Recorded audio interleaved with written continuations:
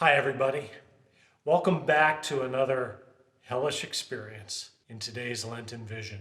Another person returned from a hell experience with this description. He said, at first, he was with Jesus. He said, at first I thought we were looking at some great battlefield. Everywhere, people were locked in what looked like fights to the death, writhing, punching, gouging. They could not kill, though they clearly wanted to, because their intended victims were already dead. These creatures seemed locked into habits of mind and emotion, hatred, lust, destructive thought patterns and actions. Even more hideous than the bites and kicks they exchanged were the sexual abuses that they were performing in feverish pantomime. And what they most frequently said to one another had to do with their superior knowledge or abilities or background. I told you so. I always knew. Didn't I warn you? They were shrieking into the echoing air over and over in these yelps of envy, of wounded self-importance. I heard myself all too well. And once again, in the midst of this, no condemnation came from the presence at my side, only a compassion for these unhappy creatures that was breaking his heart. Clearly, it was not his will that any of them should be in this place. People sometimes have difficulty imagining God throwing people into hell. And I think that expression, throwing people into hell, subtly misses the point of it all. And the point is that hell is for people who prefer God's absence to his presence.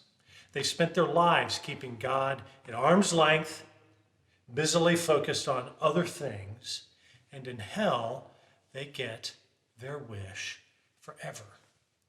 And one of my favorite songs from my youth expresses it really well. This is Bon Scott of ACDC in the song Highway to Hell. Living easy, living free. Season ticket on a one-way ride. Asking nothing, leave me be. Taking everything in my stride. Don't need reason, don't need rhyme. Ain't nothing I'd rather do. Going down for a time. My friends are gonna be there too. Yeah. You get the idea. Like I said yesterday, there are no prison cells in heaven to house unwilling guests. I think C.S. Lewis said it best. He said, heaven is for people who say to God, thy will be done.